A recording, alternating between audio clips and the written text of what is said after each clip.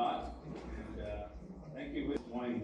ఈరోజు ఉదయము మనందరం కలిసి ఆరాధించుకోవడానికి ప్రభు ఇచ్చిన గొప్ప అవకాశం బట్టి దేవుడికి స్తోత్రం. దేవుడికి మాత్రమే మహిమ చెల్లును గాక. ఈరోజు మనము ధ్యానించబోయే కొన్ని అంశాలు చాలా సరళమైన అంశాలు. They are very basic things, లేకపోతే foundational things. Before I go to those foundational things, I want to welcome everyone. Not audible enough. Check. Fine enough. Yeah. So, before I go into those foundational words, I want you to turn to one very known word from 2 Peter. రెండవ పేతురు నుంచి అందరికీ తెలిసినటువంటి ఒక వాక్య భాగాన్ని నేను ముందుకు తీసుకొని రావాలి నేను ఆశపడుతున్నాను. మొదటి అధ్యాయం 2వ వచనం నుంచి, లేకపోతే మొదటి నుంచి నేను చదువుతాను. మొదటి నుంచి 4 వచనాలు నేను చదువుతాను. ఆ తర్వాత ఒక చిన్న ప్రార్థన చేసుకుని ప్రభు యొక్క వాక్యంలోకి వెళ్దాం. యేసుక్రీస్తు దాసుడును అపోస్తలుడైన సీమోను పేతురు, మన దేవుని యొక్క రక్షకుడైన యేసుక్రీస్తు యొక్క నీతిని బట్టి మావలనే అమూల్యమైన విశ్వాసమును పొందిన వారి శుభములకు కాయనది. తన మహిమను బట్టి గుణాతిశయమును బట్టి మనలను పిలిచిన వారిని గూర్చిన అనుభవ జ్ఞానము మూలముగా ఆయన దైవశక్తి జీవమునకు భక్తికి కావలసినదన్నిటికీ మనకు దయచేయుచున్నందున దేవుని గూర్చినట్టు మన ప్రభు అయిన యేసుని గూర్చినట్టులైన అనుభవ జ్ఞానము వలన మీకు కృపయు సమాధానము విస్తరించునుగాక. ఆ మహిమ గుణాతిశయములను బట్టి ఆయన మనకు అమూల్యములను అత్యధికములు అయిన వాగ్దానములను అనుగ్రహించున్నాడు. దురాశను అనుసరించుట లోకముందున్న భ్రష్టత్వమును ఈ వాగ్దానము మూలముగా మీరు తప్పించుకొని దేవ స్వభావమునందు పాలువారగునట్లు వాటిని అనుగ్రహించను. ఆ హేతువు చేతనే మీ మట్టుకు మీరు పూర్ణ జాగ్రత్త గలవారై మీ విశ్వాసమునందు సద్గుణమందు జ్ఞానమును, జ్ఞానమందు ఆశానిగ్రహమును, ఆశానిగ్రహమందు సహనమును, సహనమందు భక్తిని, భక్తిని సహోదర ప్రేమను, సహోదర ప్రేమయందు దయను అమర్చుకునుడి. ఓకే, సో ఈ వాక్య భాగము 2వ పేతురుకు రాసిన పత్రిక 1వ అధ్యాయము 1 నుంచి 6 వరకు మనం చదువుకున్నాము. ఒక చిన్న ప్రార్థన ప్రభు వైపు చూసిన తర్వాత కొంచెము we will get into little more experiences. Let's pray. Father, this morning we come to your presence, O Lord. You are a good God and you stand for us. And Lord, you are the one that fights for us. ప్రభా, మీరు మా కొరకు యుద్ధం చేసే దేవుడు అని మాకు ఆరాధన సమయంలో మీరు మాకు గుర్తు చేశారు. మా ఆరాధనలకు స్తుతికి మహిమకు పాత్రుడు మీరు కనుక ఆ ఘనత మీకు మాత్రమే అందాలి కనుక ప్రభా, మీ యొక్క మహిమను మీకు ఘనతను మీకు చెల్లిస్తున్నాం. మీరు గొప్ప దేవుడు అని జ్ఞాపకం చేసుకుని మిమ్మల్ని గుర్తిరిగి మీకు స్తుతి మహిమ ఘనత ప్రభావాలు చెల్లిస్తున్నాం. ప్రభా, ఈరోజు మేము ధ్యానించబోయే ఈ వాక్య పాఠంలో కూడా మీరు మాతో మాట్లాడండి. నన్ను మరుగుపరచండి. మీరు మాత్రమే మహిమ పొందులాగున మాకు సహాయం చేయగలరని యేసు ప్రభు వారి అతి శ్రేష్టమైన నామములో వేడుకుంటున్నాం తండ్రి. సో నేను ఒక 2 మాటలు మాత్రమే ఈరోజు మీ ముందుకు తీసుకొని రావాలని ఆశపడుతున్నాను.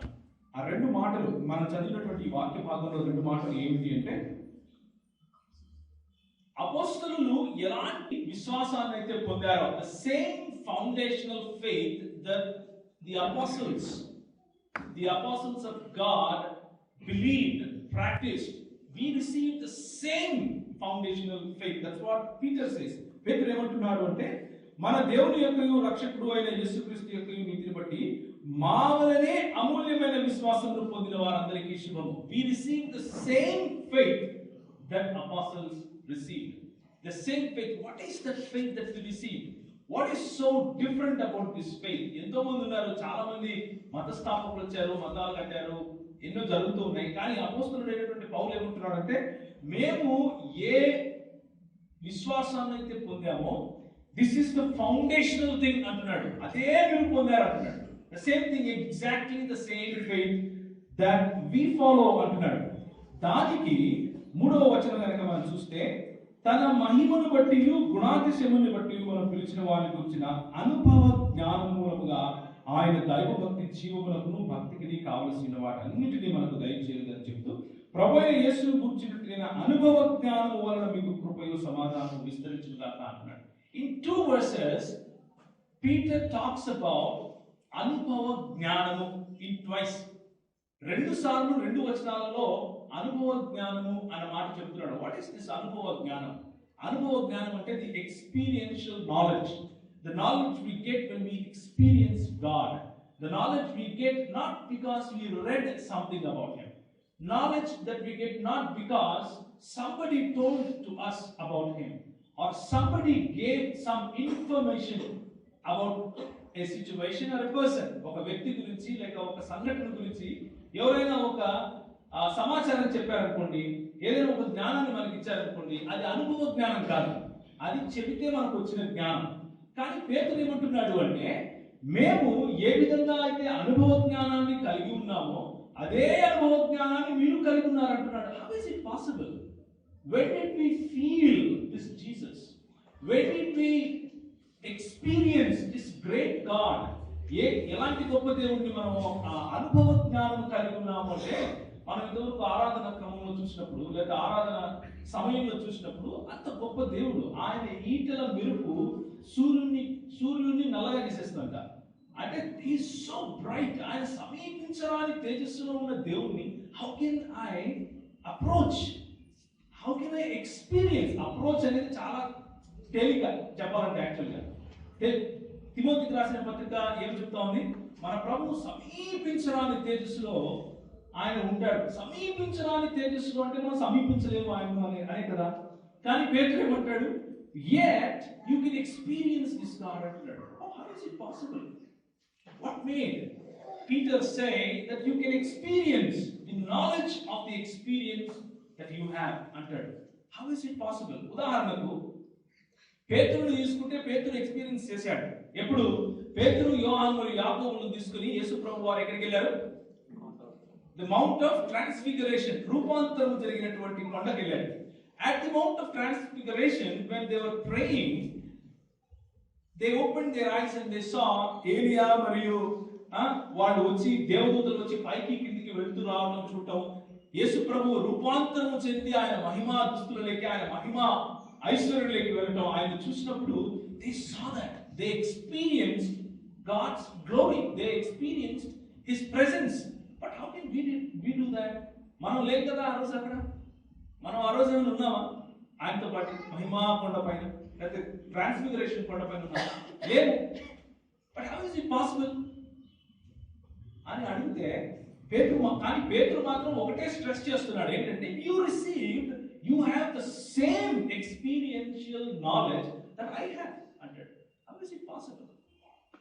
So let's look into the word of God. How is it possible that I have that experience? I have that experience. అంటే యేసు ప్రభు చాలా చక్కటి మాటలు మనకు చెప్తారు. ఏంటి అంటే, the moment you accept me as your Lord, the moment you submit to me as your God, the moment you say that the very purpose of my life is to glorify you, నా జీవితానికి ఉన్నటువంటి కేవలం ఒకే ఒక గురి ఏమిటి అంటే నిన్ను స్తుతించడమే, నిన్ను ఆరాధించడమే, లేకపోతే అసలైన పదం ఏంటంటే నిన్ను మహిమపరచడమే అని ఏ రోజైతే ఎవరైతే అంటారో, ఊరికి అనరు ఆ మాట నోటితో ఊరికి ఉచ్చరించడానికి వీలు లేదు. ఊరికి ఉచ్చరించడానికి అందరూ అంటారు అంతా దేవుని మహిమే, దేవుని మహిమే. That's not what I'm saying. What I'm saying is, నిజంగా మనస్ఫూర్తిగా అనేవాడు ఎప్పుడు అంటాడు తెలుసా? ఇలాంటి అనుభవం కలిగి ఉన్నప్పుడు I would encourage all of us, మనం కూర్చుని వింటున్న ప్రతి ఒక్కరికి నేను కూడా what I am telling myself is I would encourage you to delve into this experience of God. యేసు ప్రభువును అనుభవించే అనుభవంలోకి మనం వెళ్ళాలి. What is experiencing Jesus? What is experiencing God? Is it some kind of movie? ఏదైనా cinema నాది కూర్చుని చూస్తుంటే ఆనందం, వాళ్ళు నవ్వుతున్నప్పుడు మనం నవ్వుతుంటాం, వాళ్ళు ఏడుస్తుంటే నాలాంటి తిరుగుతారు. అది అనుభవించడం. Take another example. If you are a father, you will understand what to experience a kid. Experience your son. ఒకవేళ నువ్వు అన్నావు అనుకో, నీ తమ్ముడిని ఎలా అనుభవించాలో నీకు తెలుసు. వాడు గిలుతున్నప్పుడు, వాడు అల్లరి చేస్తున్నప్పుడు తండ్రిగా కూర్చుని ఉంటావు, వాడు మాత్రం ఏదో చేయాలనుకుంటాడు, దిగుతూ ఉంటాడు, గిచ్చుతూ ఉంటాడు, రా అంటాడు. అండ్ యూ ఎక్స్పీరియన్స్, నువ్వు వాడిని అనుభవిస్తావు. తల్లి తన బిడ్డలను అనుభవిస్తుంది, భార్య తన భర్తను అనుభవిస్తుంది, భర్త తన భార్యను అనుభవిస్తాడు. ఎక్స్పీరియన్సింగ్ ఎ పర్సన్, ఒక ఘటనను ఎక్స్పీరియన్స్ చేయడము, ఒక వ్యక్తిని ఎక్స్పీరియన్స్ చేయడము అనేది మనకున్నటువంటి ఎన్ని సెన్సెస్ ఉన్నాయి మనకు? 5 కదా. 5 సెన్సెస్ నుంచి మనకు కావాల్సినటువంటి అన్ని రకాల ఇన్ఫర్మేషన్ తీసుకోవడాన్ని ఏమంటామంటే ఎక్స్పీరియన్సింగ్ అంటాం, అనుభవించటం అంటాం. We experience this God. మనం ప్రభువును మన హృదయంలో చేర్చుకున్నప్పుడు we touch him just the way Peter touched him. We listen to him just the way apostles listened. He lives with us just the way he lived with his apostles. అపోస్తలులతో ఏ విధంగా ఆయన సహవాసం చేశాడో అలా మనతో సహవాసం చేయడం ఆయన చేస్తాడు. అపోస్తలులతో ఏ విధంగా ఆయన మాట్లాడితే అపోస్తలులు విన్నారో అలా మనం వినగలుగుతాం. అపోస్తలులతో ఏ విధంగా అయితే ఆయన పంచుకుని రొట్టెలు లేకపోతే చేపలు తిన్నాడో వారితో కలిసి, అలా మనతో ఆయన చేయగలుగుతాడు. And it is possible. How many of you believe that it is possible? Not in your mind. If you, for example, ఒక చెప్తాను, ఒక యవనస్తుడు ఉన్నాడు, యంగ్ మ్యాన్, అబౌట్ 18-19 years, ఇంత ఉడుకు రక్తం ఫుల్గా, జీవన్ వాళ్ళ నాన్నలాగా, వాళ్ళ నాన్న కూడా మంచి నాన్న, అడిగిందల్లా ఇస్తాడు. జీవన్ కారు కావాలంటే వాళ్ళ నాన్న లోన్ పెట్టి మరి ఇస్తాడు. ఆ టైంలో కారు మంచి బండి ఇచ్చాడు, K10 ఏదో K2 ఏదో మొత్తానికి కొత్త బండి, 200cc. వాడికి ఇచ్చేసి హెల్మెట్ అన్ని ఇచ్చేసి ఒక చేతితో పోరాడు. మనవాడికి హెల్మెట్ పెట్టుకోవాలంటే బరువు, మనలో ఎంతమంది పెట్టుకుంటాం కదా. అంటే జుట్టు కనిపించదు, బండి మీద ఏమో ఉంటాయి, ఫంగస్ వస్తుంది, దాన్ని తగిలించేసుకుని వెళ్తున్నాడు అనుకోండి. ఓల్డ్ సిటీలో వెళ్ళాడు అనుకోండి, ఉదాహరణకి ఓల్డ్ సిటీ చార్మినార్ ఏరియాలో వెళ్తున్నాడు. ఓల్డ్ సిటీ వద్దు, ఇంకొక రోడ్డు ఉంది ఇక్కడే, ఈ రోడ్డు ఉంది, ఇప్పుడు కొత్తగా వేస్తున్నారు కదా ఈ రోడ్డు. ఆ రోడ్లో 10 కంటే ఎక్కువ పోలేము, అంటే 10 కంటే ఎక్కువ తోలేము. You cannot ride more than 10 km/h in this road. అలాంటి రోడ్లో వెళ్తున్నాడు అనుకోండి, కానీ అనుకున్నాడు, I want experience the speed, నేను ఈ వేగాన్ని నేను అనుభవించాలనుకున్నాడు. ఎన్ని రోడ్లు ఎక్కడ లేవు, so I want experience the speed అని చెప్పేసి కళ్ళు మూసుకుని I believe the road is good అనుకున్నాడు. I believe it is good, I believe it is చికెనా ఉంది, మంచిగా ఉంది, వెళ్ళిపోతా ఉంది. కళ్ళు మూసుకుని he started believing that the road is good. And where will he end up? ఎక్కడ ఉంటాడు? మరుసటి ఒకరికి హాస్పిటల్ ఉంటాడు. So I'm not talking about that kind of experience where it is not real. అది నిజానికి రోడ్డు బాగలేదు, కానీ మనసులో నేను in my mind if I believe that it is good, it is good, it is good, and I try to go on 90 km/h, where will I end up? I end up in the hospital. అలాంటి experience గురించి నేను మాట్లాడలేదు. I'm talking about the real experience, really having fellowship with God, really having communion with God. Can you go to Psalms chapter 19 verse 1? కీర్తనల గ్రంథం 19వ అధ్యాయము 1వ వచనం. కీర్తనల గ్రంథం 19వ అధ్యాయము 1వ వచనం. ఆకాశములు దేవుని మహిమను వివరించుచున్నవి, అంతరిక్షము ఆయన చేతి పనిని ప్రచురపరచుచున్నది. అంతరిక్షము ఆయన చేతి పనిని ఏం చేస్తోంది? ప్రచురపరచుచున్నది. అదే విధంగా ఇంకొక మాటను మనం చూద్దాం. Psalms chapter 34 verse 8. కీర్తనల గ్రంథం 34 8వ వచనం. యెహోవా ఉత్తముడని రుచి చూచి తెలుసుకొనుడి, ఆయనను ఆశ్రయించు నరుడు ధన్యుడు. Here are the two things that I want to draw your attention to. Number one, you need to taste or experience God in your life. Number two, you need to glorify God just the way heavens glorify God. These are the two prime purposes of any human being that is created. ఈ రెండు మాత్రమే ఎవరైనా సరే సృష్టింపబడిన ఏ సృష్టమైనా అతి ప్రాముఖ్యంగా మానవుడు చేయవలసినటువంటి, మానవుడు పొందవలసినటువంటి మధురానుభూతి, మానవుడు పొందవలసినటువంటి గొప్ప ఆతిథ్యత, మానవుడు ఎందుకొరకు సృష్టింపబడ్డారు అని అంటే the very purpose of human existence is these two things. Number one, to glorify God just like heavens glorify God. To enjoy God just the way God invites you to enjoy Him. దేవుని అనుభవించడం, దేవుని మహిమపరచడం. చాలా మంది యవనస్తులు అడుగుతా ఉంటారు, అన్న దేవుని చిత్తం చేయాలన్నా, దేవుడికి ఎట్లా కనుక్కోవాలి, దేవుని చిత్తం ఎలా కనుక్కోవాలి, దేవుని చిత్తం అంటే ఉదాహరణకు అన్న నేను 18 ఏళ్ళకి పెళ్లి చేసుకోవచ్చా, అది దేవుని చిత్తమేనా? నేను ఈ ఫలానా జాబ్కు వెళ్ళచ్చా, అది దేవుని చిత్తమేనా? There are so many doubts. దేవుని చిత్తం. But internally, there is one more prominent question that we should ask. దేవుని చిత్తం చేయాలి అని మన హృదయం ఉంటుంది కదా.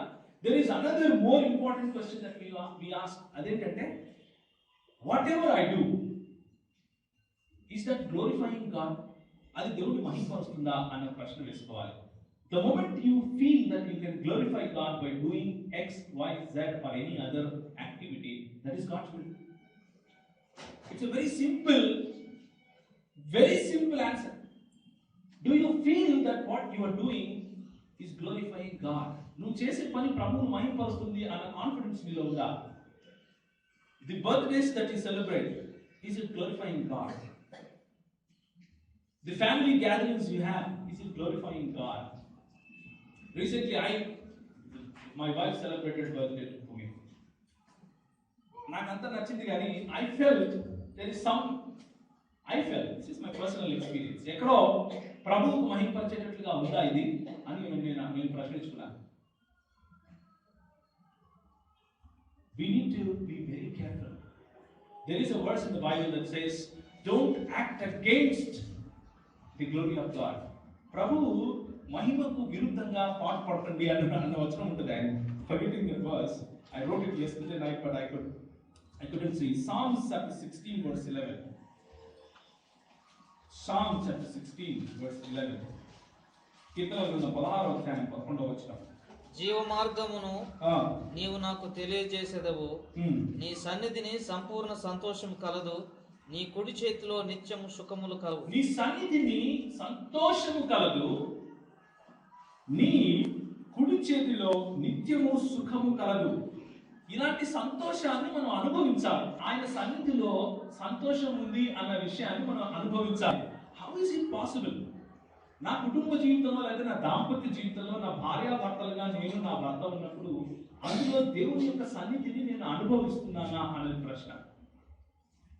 నా పిల్లలను పెంచే పద్ధతిలో నేను నా దేవుడి సన్నిధిని అనుభవిస్తున్నానా అన్నదే ప్రశ్న.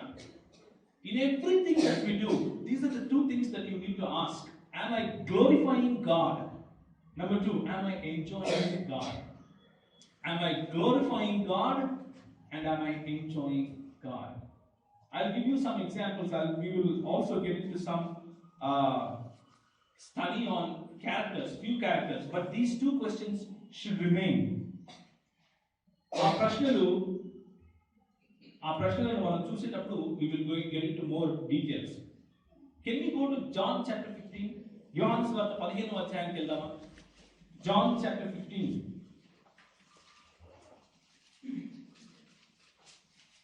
నేను నిజమైన ద్రాక్షావల్లిని. మొదటి వచనం నుంచి చదువుతున్నాను.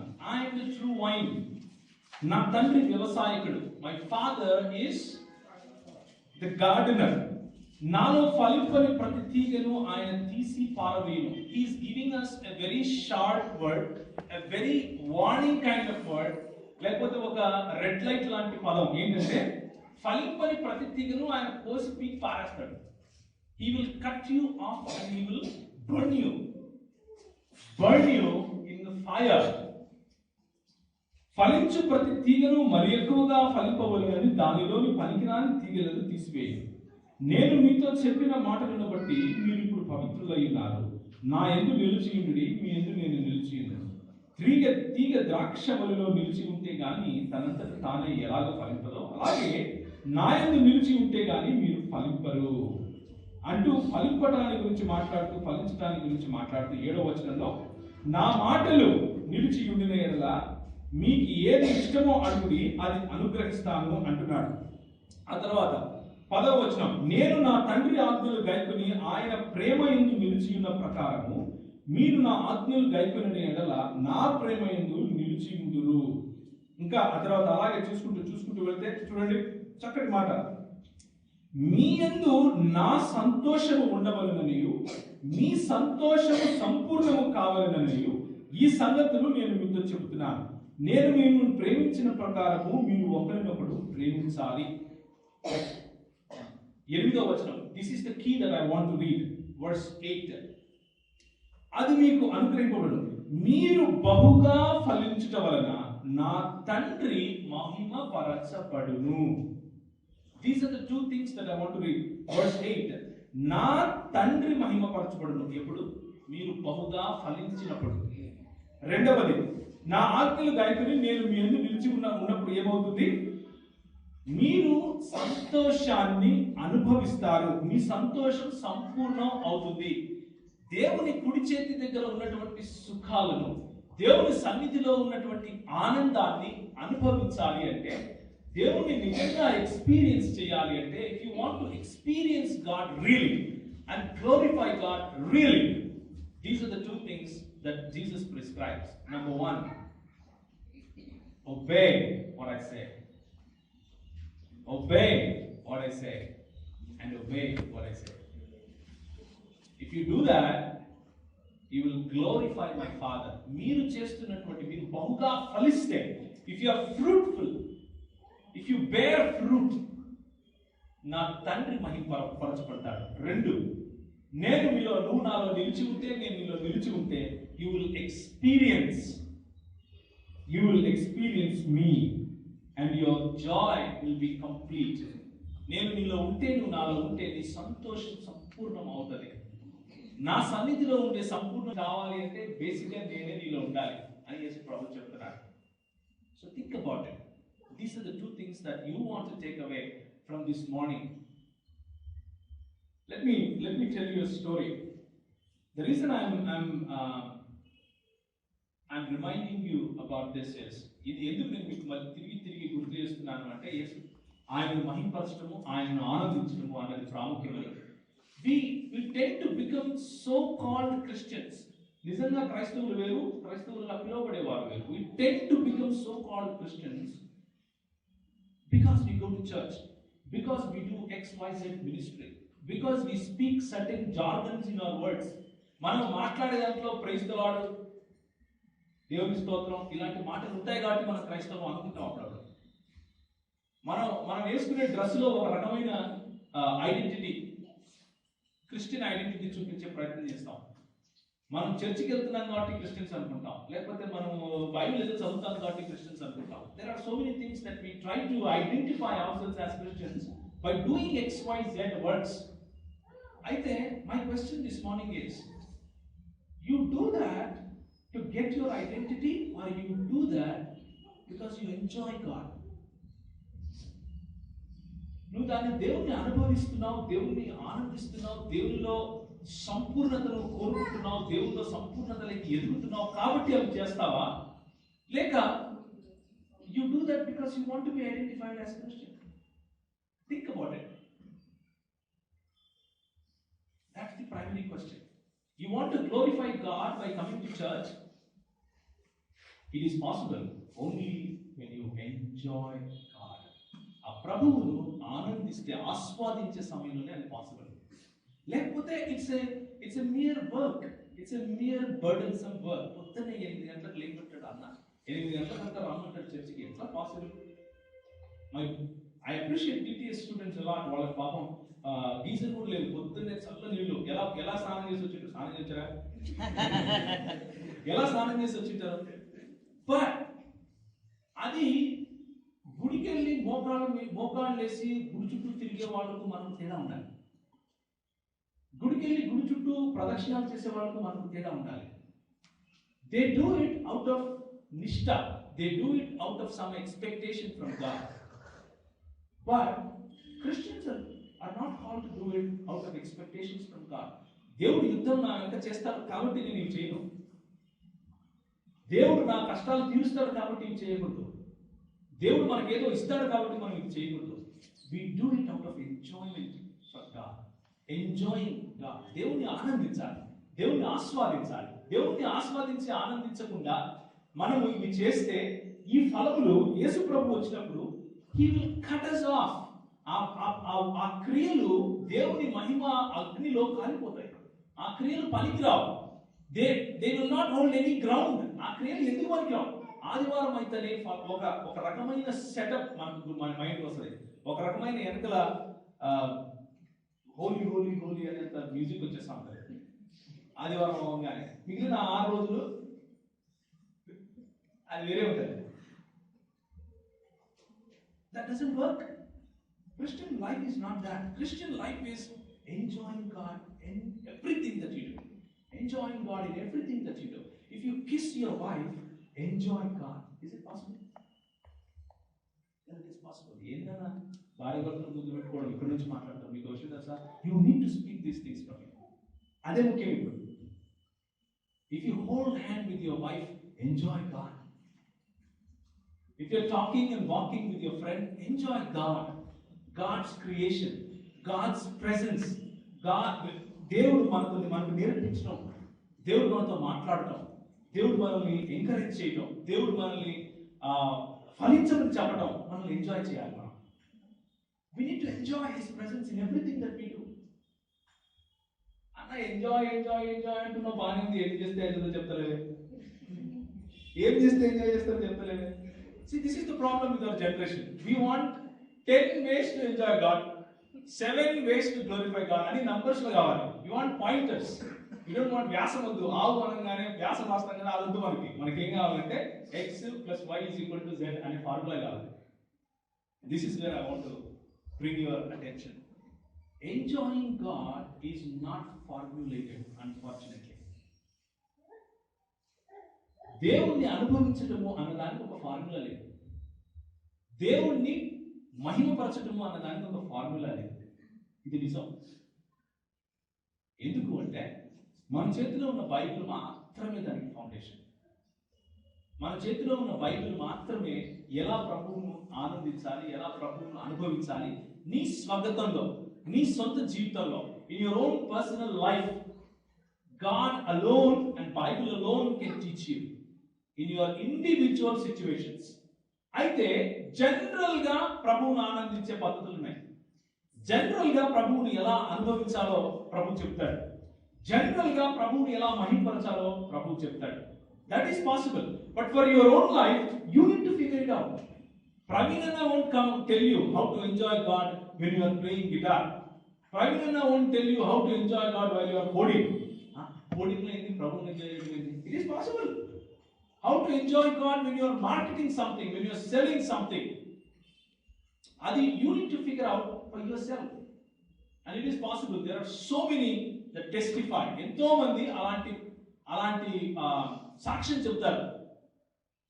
It is possible. But Bible tells you a general picture how you can enjoy God, how you can glorify God. దేవుని ఎలా మహిమపరచాలి అన్న విషయం బైబిల్ తప్పకుండా చెప్తుంది. I'll bring to you 4 characters and I'll give you explanation. ఒకసారి హెబ్రీయులకు రాసిన పత్రిక వెళ్దాం. Hebrews chapter 11. Hebrews chapter 11 is famous because it talks about all big people. ఇదేంటన్నా అంటాం big people in the Hebrews chapter 11 talks about heroes of faith కదా. It talks about heroes of faith. They did mighty miracles, mighty wonders and mighty acts for God. They attempted great things. Nuvevo weak people antaventi. You name one person, I will show you the weakness. From that Hebrews chapter 11 talks about Abraham, the same Abraham that said my wife is my sister because somebody will kill me. It talks about Solomon. It talks about whom? You name one, I will tell you the weakness. 11th chapter of Hebrews is so encouraging to me because it talks about big people like me. It talks about big people like you. ఎందుకు 11వ అధ్యాయం హెబ్రీయులకు రాసిన పత్రిక చాలా encouraging గా ఉంటుంది నాకు అంటే మనలాంటి సామాన్యుల గురించి మాట్లాడుతుంది. మనలాంటి మంటి ఘటాల గురించి మాట్లాడుతుంది. Broken vessels, earthen vessels, not worthy for anything. But God gets glory from these people. God lets them to enjoy him. దేవుడు వారి ద్వారా మహిమను పొందుతాడు. అలాంటి వారికి కూడా విజయాన్ని ఇస్తాడు. అలాంటి వారి ద్వారా కూడా గొప్ప గొప్ప కార్యాలు చేస్తాడు. And it encourages me because I can also get the same place in God's book. దేవుని జీవ గ్రంథంలో నా పేరు కూడా ఉండే అవకాశం ఉంది అని అనిపిస్తా ప్రభు. ఎందుకో తెలుసా? These people are just like me. These people are just like you. ఒకసారి చూడండి హెబ్రీయులకు రాసిన పత్రిక 11వ అధ్యాయం 32వ వచనం. ఇక ఏమి చెప్పాలి? ఆయన రాస్తూ he wrote many things. యాక్చువల్గా ఆయన అక్కడ చెప్పటం లేదు, రాస్తున్నాడు. ఇంకా మరి గిద్యోను, బారాకు, సంసోను, యెఫ్తా, దావీదు, సమూయేలును వారిని గురించి, ప్రవక్తలను గురించి వివరించుటకు సమయం చాలదు అంటున్నాడు. He spoke about significant people. He spoke about people that did mighty things. గొప్ప గొప్ప కార్యాలు చేసిన వాళ్ళ గురించి అందరూ మాట్లాడుతూ ఈ లిస్ట్ లో ఇంకా చాలా మంది ఉన్నారు, ఏమని చెప్పమంటారు మీకు అని 4 పేర్లు చెప్తున్నాడు. ఇంకా చాలా మంది ఉన్నారు అంటూ 4 పేర్లు ఆయన గుర్తొచ్చినవి చెప్పాడు. పరిశుద్ధాత్మ దేవుడు ఆయనకు యాదృచ్ఛికంగా గుర్తు చేశాడని నేను అనుకోను. ఏదో యాక్సిడెంటల్ గా చెప్పేసి ఉంటాడు పౌలు అని నేను అనుకోను. లేకపోతే తప్పకుండా పరిశుద్ధాత్మ దేవునికి ఆ మాటలు రాయించడానికి వెనక ఒక పర్పస్ తప్పకుండా ఉండి తీరుతుంది. ఆయన ఏమంటున్నాడు అంటే 4 పేర్లు మాట్లాడుతున్నాడు. మొట్టమొదటిది గిద్యోను, బారాకు, సంసోను, యెఫ్తా. దావీదు సమూయేలు గురించి మనకు తెలుసు. So let's park them aside for while. దావీదు సమూయేలును కొంచెం పక్కన పెడదాం. ఈ 4 గురించి మాట్లాడుకుందాం. మనం ఇంతవరకు ఒక పాట పాడాం. మేడి పండ్లు ఏరుతున్న ఆమోసును పిలవలేదా? గొర్రెలను దాస్తున్న దావీదును పిలవలేదా? శక్తి లేని నన్ను కూడా పిలిచాడు, నా నోటి మాట పెట్టాడు. Sidhu and I, we didn't discuss that we should speak on these things. But it is the Spirit of God that gives us, that enables us to enrich the fellowship. సంఘం యొక్క సహవాసాన్ని ఇంకొంచెం పదిలపరచడానికి, ఇంకొంచెం ప్రభులో వేరుపాటుపోయేలా చేయడానికి ఆయన మనకు థాట్స్ ఇస్తాడు. మనం ఆలోచన మొదలు పెట్టడానికి ముందే ఆయనకు తెలుసు మనం ఏం ఆలోచిస్తాం, ఏం ఆలోచించాలో కూడా మనం ఆయన పరిశుద్ధాత్మ దేవునికి మనము లోబడి ఉంటే ఆయన నడిపిస్తాడు అన్నదానికి ఇది కూడా ఒక నిదర్శనం కదా. So let's talk about these 4 people. Gideon ఎవరిని ఓడించాడో తెలుసా? మిద్యానీయులను ఓడించాడు. బరాక్ ఎవరిని ఓడించాడు. Let's start with Barak. Barak బాగుంటది, వింటానికి కూడా భలే ఉంటుంది. ఒకసారి అంటారు న్యాయాధిపతులు. These are all judges. ఈ జడ్జెస్ ఆ సమయాల్లో మన ఉదయం మనం చూసుకుంటున్నట్లుగా సిద్ధు వివరిస్తున్నప్పుడు ఇశ్రాయేల్ ప్రజలు కుక్కతో బొంకలు లాంటి వాళ్ళు మారరు, మనలాంటి వాళ్ళే. ఎగ్జాక్ట్లీ, నిజంగా ఎగ్జాక్ట్లీ మనలాంటి వాళ్ళు. ఎందుకు తెలుసా? ఎంతనే నేను ప్రభు, మళ్ళీ మనం క్వశ్చన్ చేస్తాం, ప్రభు ఎంతనే నేను మన కోసం, మన బతుకు ఏంటంటే 100 సంవత్సరాలు మనం చక్కగా కట్టేసినా కానీ ఆ కట్ట తీస్తేనే మళ్ళీ మనతో వంకరావు. ఇశ్రాయేలు కూడా సేమ్ టు సేమ్ కంపేషన్. ఏం చేస్తారంటే ఒక 10 ఏళ్ళు బాగుంటారు. 10 ఏళ్ళు బాగున్న తర్వాత కొంచెం తోక వంకరవుతుంది, కొంచెం పురుగు పుడుతుంది. పురుగు పుట్టి అట్లా ఇట్లా అనగానే ప్రభు విద్యార్థులు చేస్తారు. వాళ్ళు వచ్చి 4 తన్నుతారు. 4 తన్నుతానే ఇక తోక మళ్ళా చక్కగా అయ్యే సమయంలో మళ్ళీ ఆయన ఒక న్యాయాధిపతిని చేస్తాడు. ఆయన వచ్చి వాళ్ళ నుంచి రక్షిస్తాడు. మళ్ళా మనతో వంకరే, మళ్ళా కుయ్యి అంటాం, మళ్ళా ఇంకొకరు కనానీయులు చెప్తాడు, వాళ్ళు వచ్చి తన్నుతారు. దేవుడు మిద్యానీయుల నుంచి, కనానీయుల నుంచి, ఫిలిష్తీయుల నుంచి కూడా మహిమ తెచ్చుకునే దేవుడు. కానీ ఇశ్రాయేల్ నుంచి మహిమ తెచ్చుకోవాలంటే ఆయన కష్టం లేదు. You understand what I'm saying? God can bring glory to himself. మిద్యానీయుల నుంచి, కనానీయుల నుంచి వాళ్ళు కూడా ఏం చెప్తే చేస్తారు. ఆయన ప్రభువు లేకపోతేనే వచ్చారు వాళ్ళు. తెలుసా? మీకు చూడండి ఒకసారి. యెహోవా దూత, ఇది న్యాయాధిపతులు కదా, న్యాయాధిపతులు ఓకే 2వ అధ్యాయము 15వ వచనం. యెహోవా వారితో చెప్పినట్లు, యెహోవా వారితో ప్రమాణం చేసినట్టు వారు పోయిన ప్రతి స్థలము వారికి బాధ కలుగ చేయుటకు యెహోవా వారికి శత్రువు అయిన కనుక వారు మిక్కిలి ఇబ్బంది కలిగారు. యెహోవా వారికి బాధ కలిగ చేయడానికి శత్రువుగా మారిపోయాడు. ఒక్కొక్క న్యాయాధిపతి చనిపోగా వారు వెనుకకు తిరిగి ఇతర దేవతలను అనుసరించి పూజించి వాటికి సాగిలపడి ఉంటూ వలన తమ క్రియల్లో నేను తమ మార్గ ప్రవర్తనలో దేవుని విడువక తమ పూర్వీకుల కంటే మరి మిక్కులుగా చెడ్డవారయ్యారు కాబట్టి 20వ వచనం చదువుతున్నాను. యెహోవా కోపాగ్ని ఇశ్రాయేలీయుల మీద మండగా ఆయన ఇలాగ సెలవిచ్చును, ఈ ప్రజలు నా మాట వినక వీరి పితరులతో నేను చేసిన నిబంధనను మీరుదురు కనుక నేను నియమించిన విధి అనుసరించి వారి పితరులు నడిచినట్లు వీరులు యెహోవా విధి అనుసరించి నడుచుదురో లేదో అని ఆ జనముల వలన ఇశ్రాయేలీయులకు శోధించుటకై యెహోషువ చనిపోయిన కాలమున శేషించిన జనములలో ఏ జనము వారి ఎదుటి నుంచి నేను వెళ్ళగొట్టును. అందుకు యెహోవా ఆ జనములను యెహోషువ చేతికి అప్పగింపకయు శీఘ్రముగా వెళ్ళగొట్టు అంటూ మాట్లాడుతూ వస్తున్నాడు. Just missing that one words.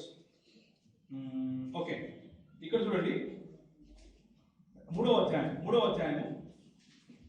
యెహోవా కోపము ఇశ్రాయేలీయుల మీదకి మండగా ఆయన ఆరామ్న హారాయు యొక్క రాజైన కూషన్రిషాతాము నా పేరులాగా ఉంది దాసులగుటకై వారిని అమ్మివేశారు. ఇశ్రాయేలీయులు 8 సంవత్సరములు కూషన్రిషాతాయిమునకు దాసులుగా ఉంది. ఎవరు అమ్మేశారు? 3వ అధ్యాయం 9వ వచనం 8వ వచనంలో యెహోవా అమ్మేశాడు.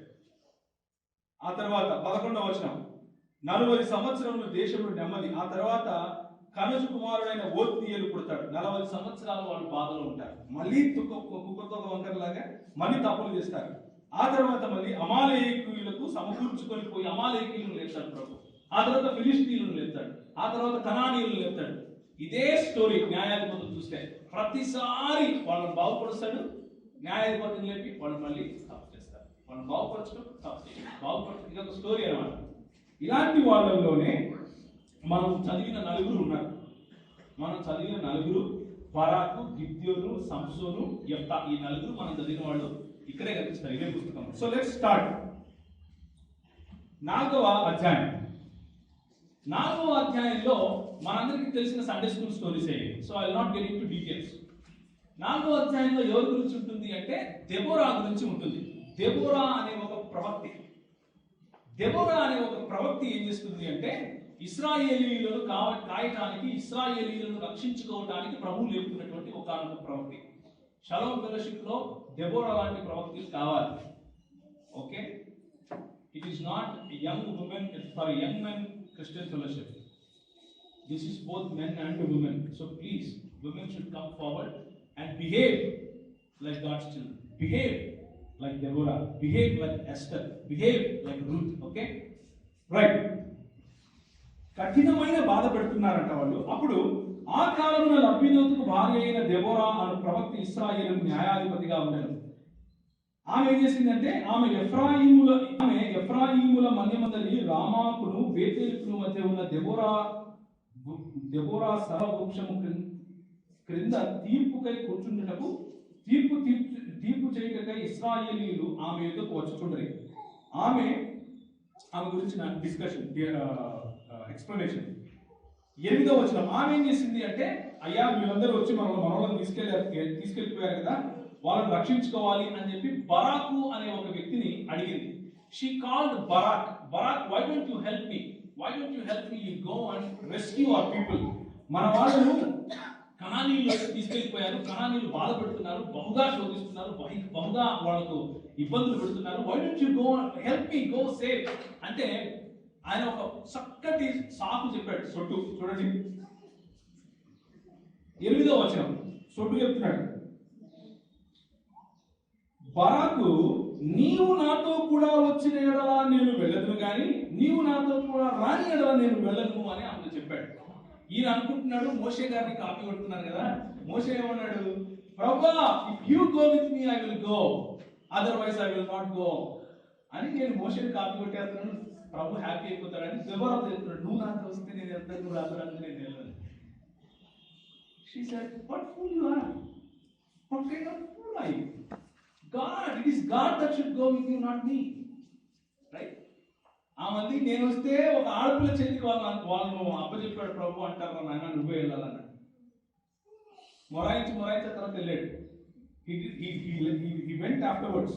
యెహోవా ఒక స్త్రీ చేతికి సిసేరాను అప్పగించునని చెప్పి తాను లేచి బారాకుతో కూడా కొరేషునకు వెళ్ళాడు. ఆమె కూడా లాస్ట్కు వెళ్ళింది. This is our condition. To glorify God is to accept Him alone. There is no mediation. Glorifying God is accepting His own Lordship on us. Only His Lordship on us. మనకి ఈ మధ్య క్రైస్తవ భావాలు ఎక్కువైపోయాయి. క్రైస్తవ భావాలు అంటే the mediators between God and Christians. They ఏదో పితా అని ఇలా ఇది మనకు చెప్తారు కదా మనకు. That kind of setup has come in to Christian world. Just like Barak. మనం బరాక్ లాగా ఉన్నంత వరకు ఇలాంటి వాళ్ళు ఉంటారు. మనము బరాక్ లాగా నువ్వు వస్తే నేను వెళ్తాను, నువ్వు రాకపోతే నేను వెళ్ళను అనకపోతే మన బతికింట్లో ఉంటుంది. Jesus Christ tells, you remain in me, I remain in you, you bear much fruit, and my Father in heaven gets glory because you are bearing fruit and you are experiencing me. And yes, Prabhu చెప్తుంటే we take these excuses. You go with me అన్నా, నువ్వు రా అన్నా, నువ్వు చేయాలి, I will stand behind. You go before me. We think that we are super spiritual by putting someone else between ourselves and God. This is a big vessel. ఇది ఒక విరిగిన పాత్ర మనలాంటిదే. But still God gave victory. You know that? Still God used this man. Still God used him and raised him and కనానీయులను ఓడగొడతాడు.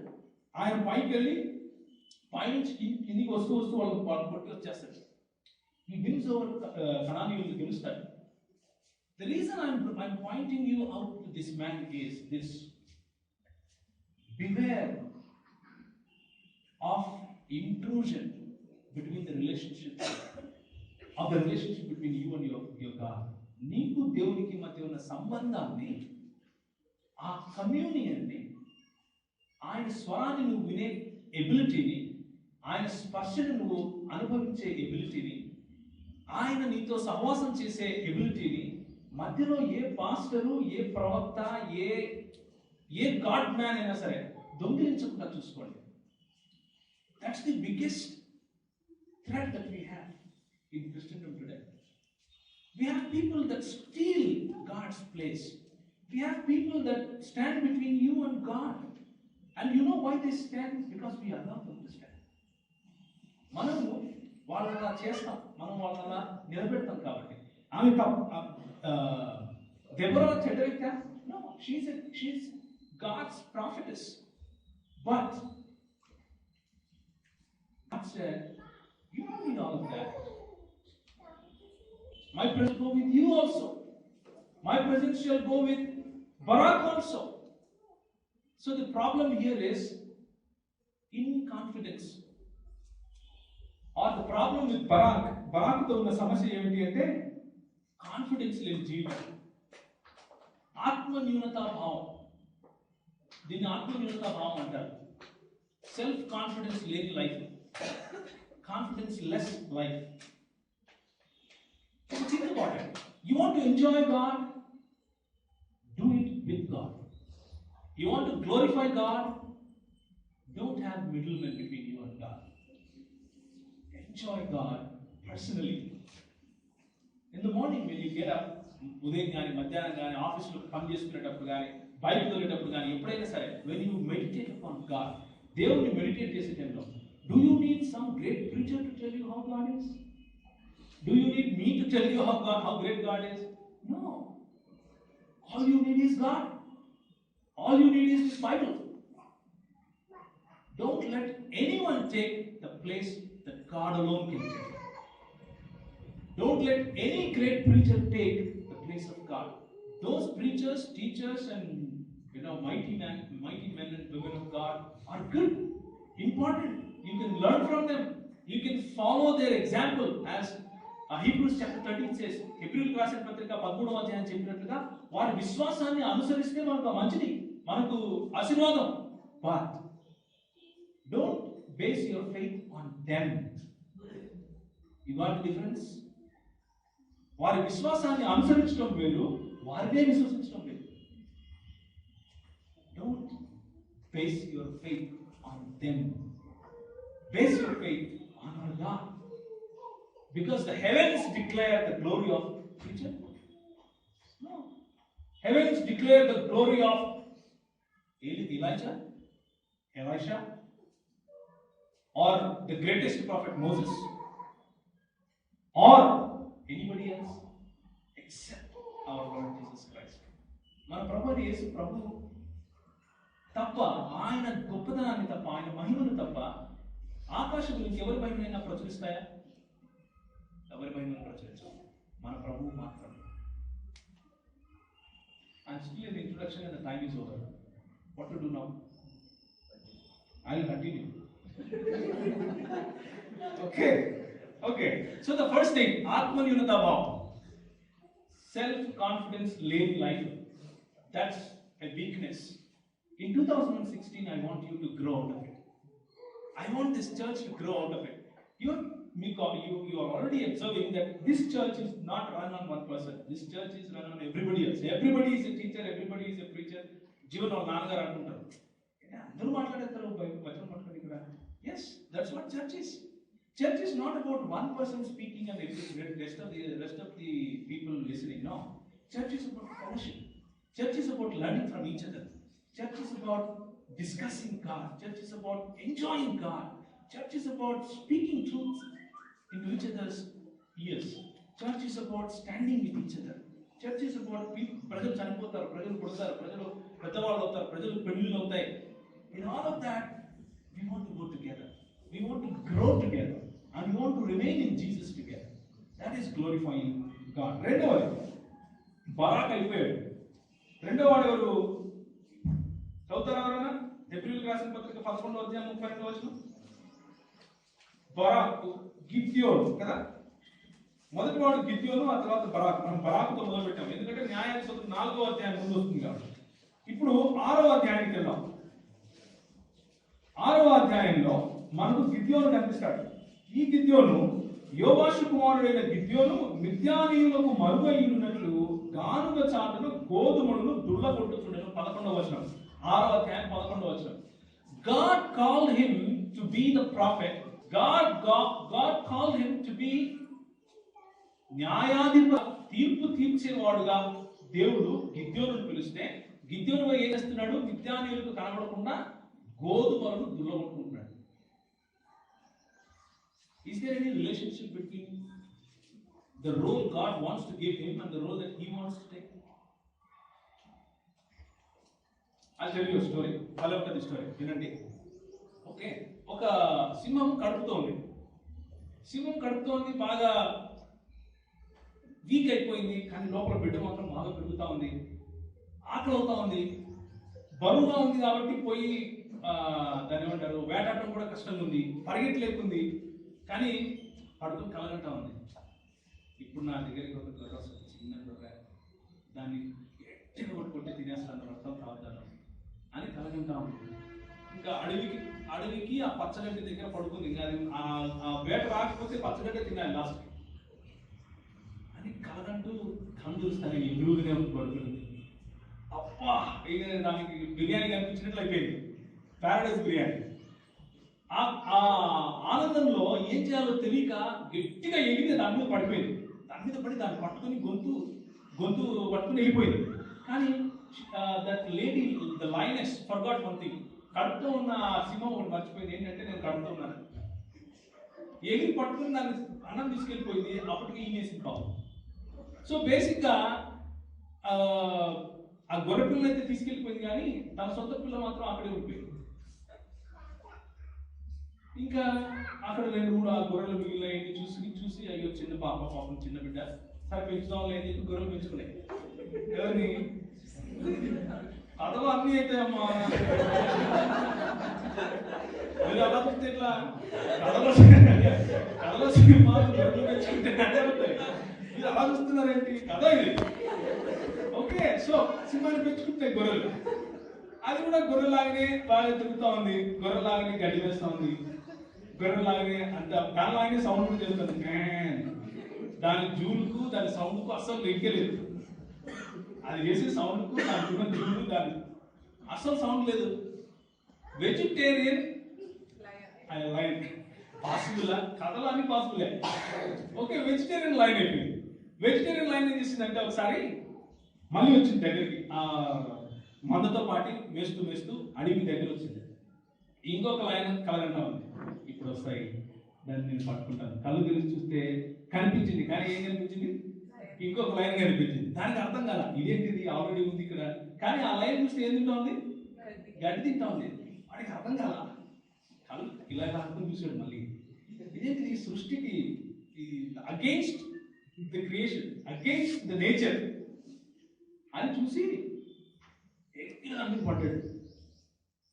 పడితే అంటే మంద కదా, ఆ మంద మీద పడితే అన్ని పారిపోయాయి. ఇది కూడా పారిపోతా ఉంది, ఈ సింహం కూడా పారిపోతా ఉంది. వాడు ఆ తినడాన్ని అన్నింటినీ పక్కన పెట్టి ఈ సింహం వెంట పడ్డాడు. వెంటబడి బాగా కొట్టాడు. కొట్టి బుద్ధి లేకుండా నువ్వు పరిగెడతావు ఏంటి? అవి పరిగెడితే దానికి అర్థమవుతుంది, నువ్వు పరిగెడతావు ఏంట్రా? అయ్యో నేను చిన్న గొర్రెనండి, నన్ను చంపకండి. నువ్వు గొర్రె, నేను చిన్న గొర్రెండి, నన్ను చంపకండి, మీ పంజా చాలా పెద్దగా ఉంది, నన్ను కొట్టకండి అంటే ఆయన కోపం వచ్చి ఆయన తన్ని అక్కడ దగ్గర ఉన్న నీళ్ళ దగ్గరికి తీసుకెళ్తే నీళ్ళలో ముఖం చూసుకుంటే ఏం కనిపిస్తుంది? మనమే కనిపిస్తాం. At that point of time it was a revolution. అదొక ప్రత్యక్షత వాడికి. Then he felt, oh I'm not, నేను గొర్రెని కాదు, నేను సింహాన్ని. That's the problem with Gideon. Gideon ఉన్న సమస్య అదే, he don't understand the identity. ఆడికున్న చాలా మంది ఇదే సమస్యలో ఉంటారు. క్రైస్తవులంగా మనము we are created like lions. మనము పక్షిరాజు పిల్లలము అని నేను పక్షిరాజు గురించి చెప్తూ ఉంటాను కదా, అలాగే యానిమల్స్ లో కూడా కింగ్ ఎవరు? లయనే. జంతువులకు కూడా సింహపు పిల్లలైన ఆకలి ఉంటాయి, కానీ యెహోవా ఎవరికైతే కేడముగా ఉంటాడో, యెహోవాని ఎవరైతే ఆశీర్వదిస్తారో వాడికి ఎప్పుడు ఆకలి ఉండదు అని దేవుడు వాక్యం చెప్తారు. యెహోవా సహాయం అంటే అందరికీ. మనము సింహపు పిల్లల కంటే గొప్పవాడు. మన identity, we are stronger than lions. We are lions. But we tend to forget that identity. We tend to enjoy the greatness of our identity.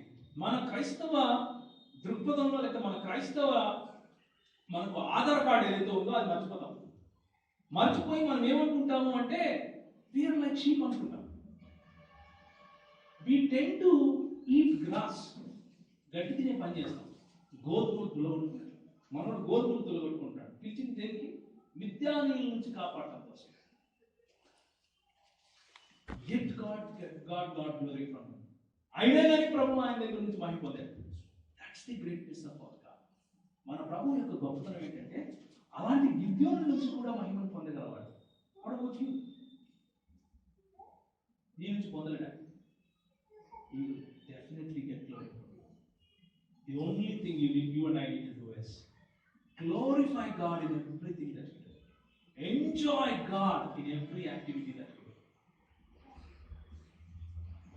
Do you glorify God by coming late to church? Do you enjoy God by not preparing well for worship? If you are enjoying, continue that. If you are not enjoying, repent. Come back and get your identity. Your identity is not to, గోధుమలు దులగొట్టుకోవడం కోసం నేను వాళ్ళ ప్రభుత్వం లేదు. He called you to defeat Midianites. మిద్యానీయులను ఓడగొట్టడం కోసం పిలిచాడు. So stand up for the call. Stand up for his loftiness, అంటే గొప్పతనం. And perform అనగానే డోంట్ గెట్ మీ రాంగ్. మన క్రైస్తవులు ఈ మధ్య పర్ఫార్మెన్స్ ఓరియంటెడ్ అయిపోయింది. అంటే ఎవరు బాగా పాడగలిగితే వాడు మంచి క్రైస్తవుడు. I'm not talking about that performance. I'm talking about retaining your identity. Retain your identity and walk with God closely. Enjoy God in everything that you do. You read the word of God, enjoy Him.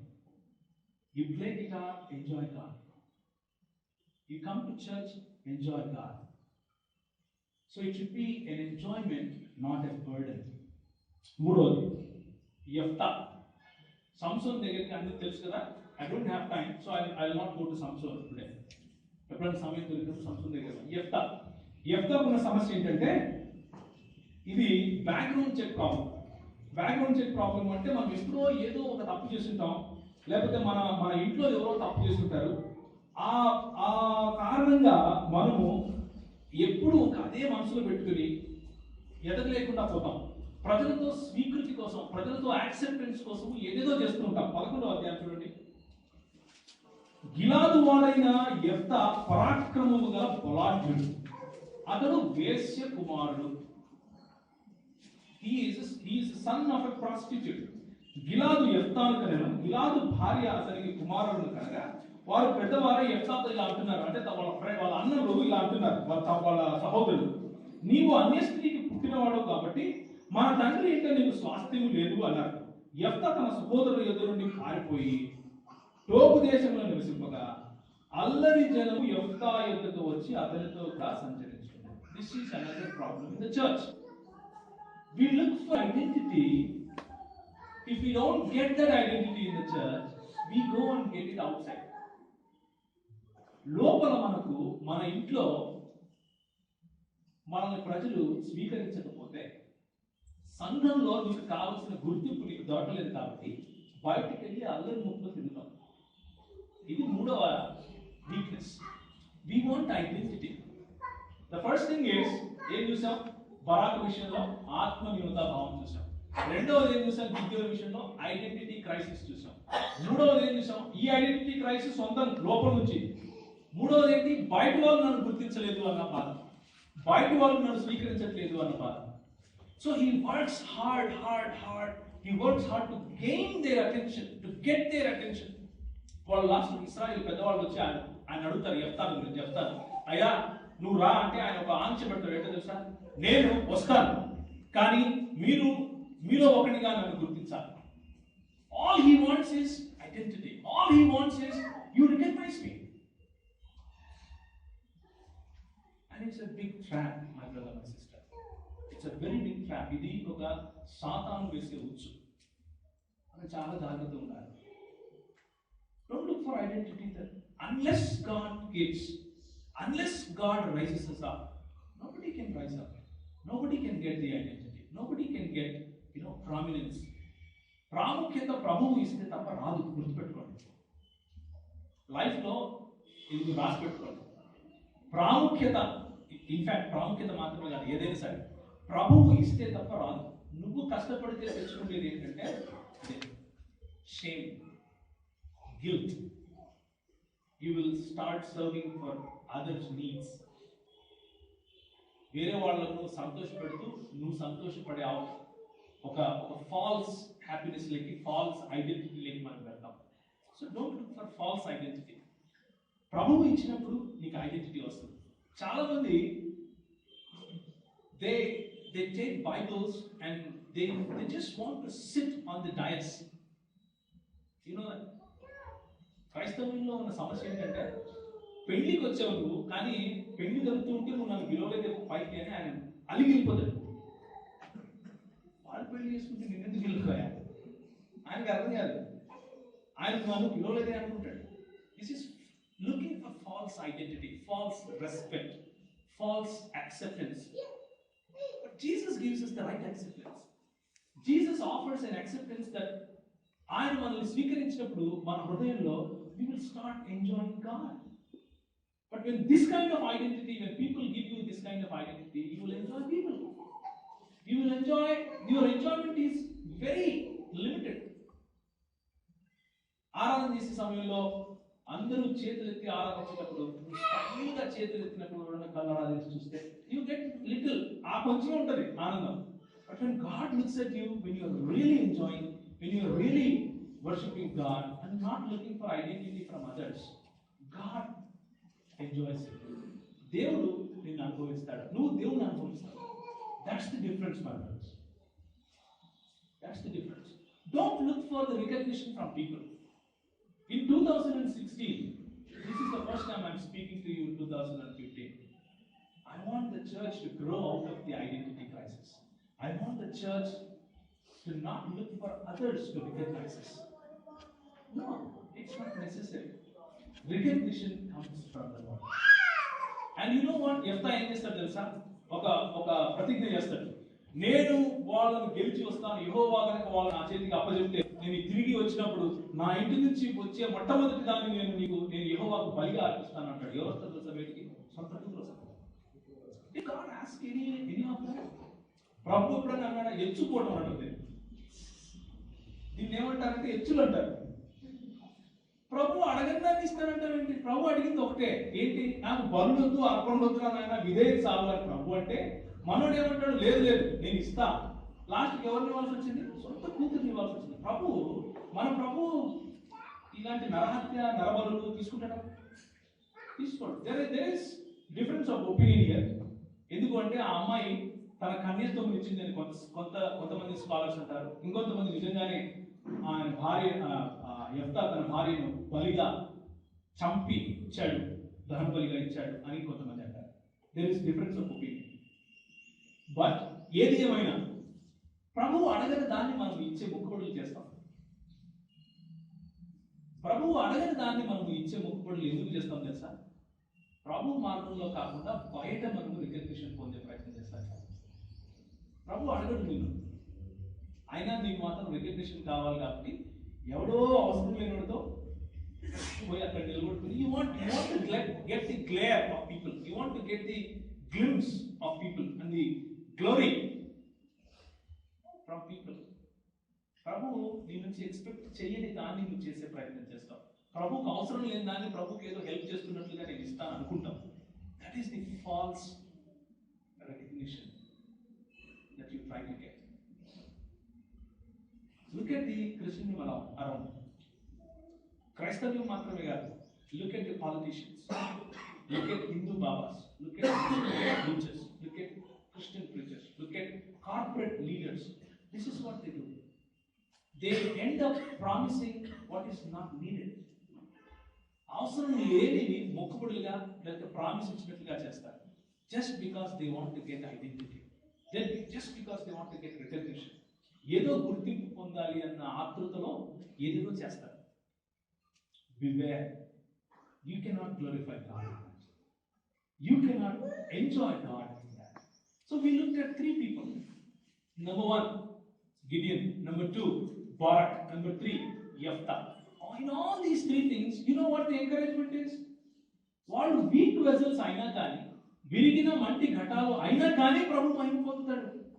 And the good news is, no matter how weak you are, no matter how weak I am, no matter how feeble we are, no matter how broken we are, మనం ఎంత విరిగినా ఎంత కమ్జోర్ అయినా సరే ప్రభు మన నుంచి మహిమ పొందుతాడు అన్న విషయాన్ని నేను మీకు గుర్తు చేస్తున్నాను. It is possible. ఎందుకో తెలుసా? as long as we have that focus on Jesus Christ, యేసు ప్రభు పైన మన ఫోకస్ ఉన్నంత వరకు, యేసు ప్రభువులో మనం నిలిచి ఉన్నంత వరకు, యేసు ప్రభు మనలో నిలిచి ఉన్నంత వరకు మనం ఫలిస్తాం. నెంబర్ 1, మనం చేసే మంచి కార్యాలు ప్రభువు పరమందున్నటువంటి మన దేవుడిని మహింపరిచేలా ఉంటాయి. నెంబర్ 2, మనం ఆయన సంతోషాన్ని సంపూర్ణంగా అనుభవిస్తాం. 15వ అధ్యాయం మనం చూసినట్లుగా we will enjoy God's happiness, God's joy in our life. So హెబ్రీయులకు రాసిన పత్రిక 11వ అధ్యాయంలో మనం చూసినట్లు, హెబ్రీయులకు రాసిన పత్రిక 11వ అధ్యాయం 32వ వచనంలో మాట్లాడినటువంటి ప్రజల వంటి వాళ్ళమే మనకు కూడా జీవ గ్రంథంలో ఒకానొక ప్లేస్ తప్పకుండా ఉంటుంది. రేపు మన పిల్లలు లేకపోతే పరలోకంలో మనం వెళ్ళి ఆయన్ని ఆరాధించాలి, మనం వెళ్ళి ఆయన మహింపరచాలి, మనం వెళ్ళి ఆయన, you know what, these 2 things remain even in heaven.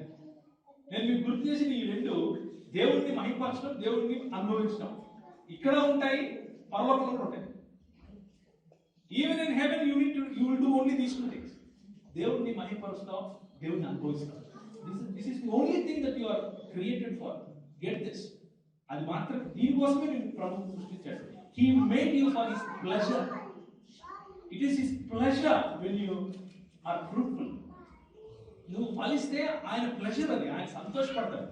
మీరు బహుగా ఫలిస్తే మీరు శిష్యులుగా ఎంచబడతారు అని ప్రభు చెప్తున్నాడు కదా ఆ మాట. చివరిగా ఎక్లీషియాస్టిస్ లో ఒక మాట, you don't need to go there. ఎక్లీషియాస్టిస్ లో అంటే ప్రసంగి పుస్తకంలో ఒక మంచి మాట ఉంటుంది. ఏమంటే, it is good to be a dead, it is good to be a living dog than a lion.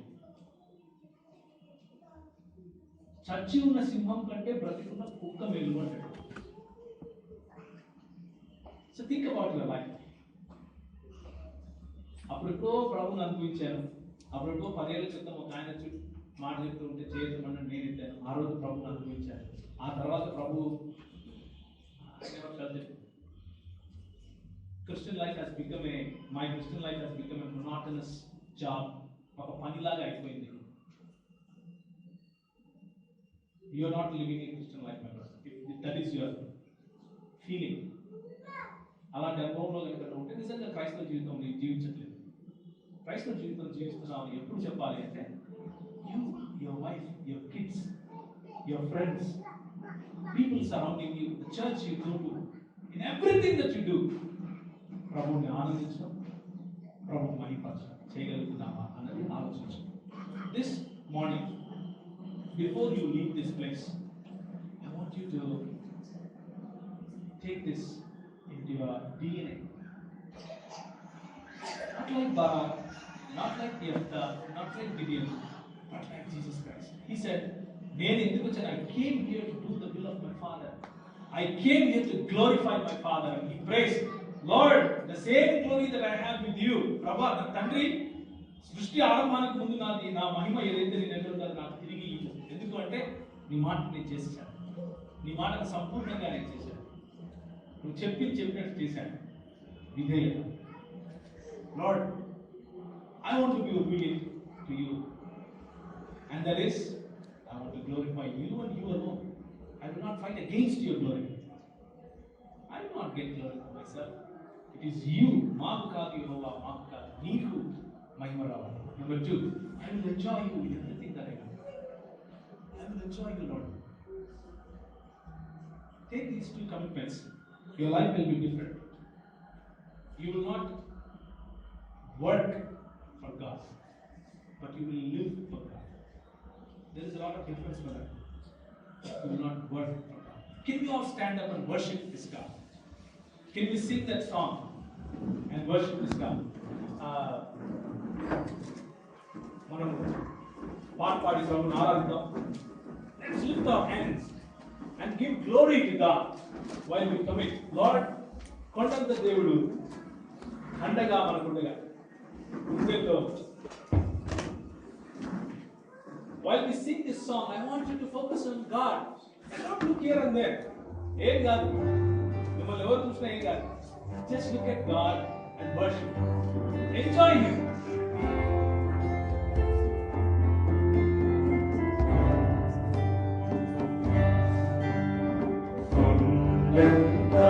దేవుడు అండగా నీకుండగా గుండెల్లో సుడి గుండాలెందుకో ప్రియుడా.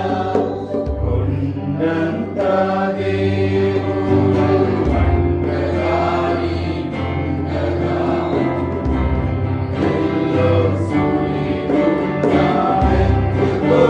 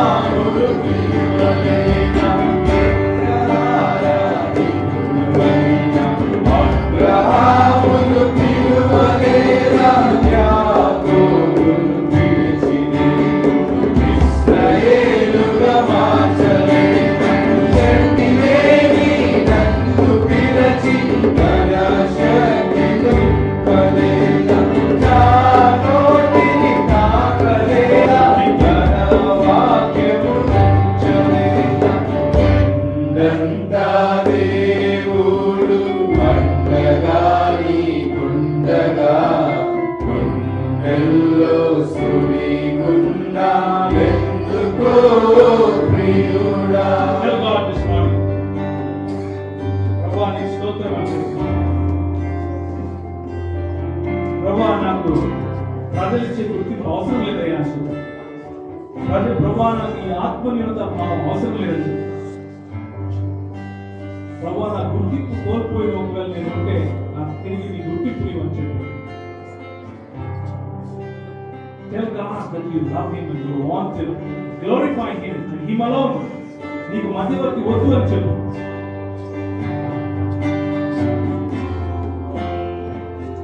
నేను నిన్ను ఆస్వాదించాలి ప్రభు అని చేస్తాను.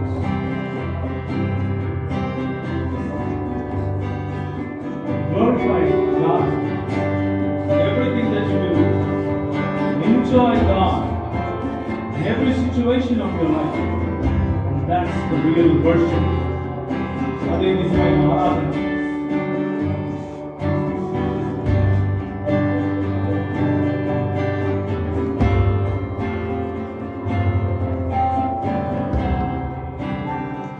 మనది ఆరాధన భావంలో ఉండగా ప్రభు బలాన్ని సమీపిద్దాం.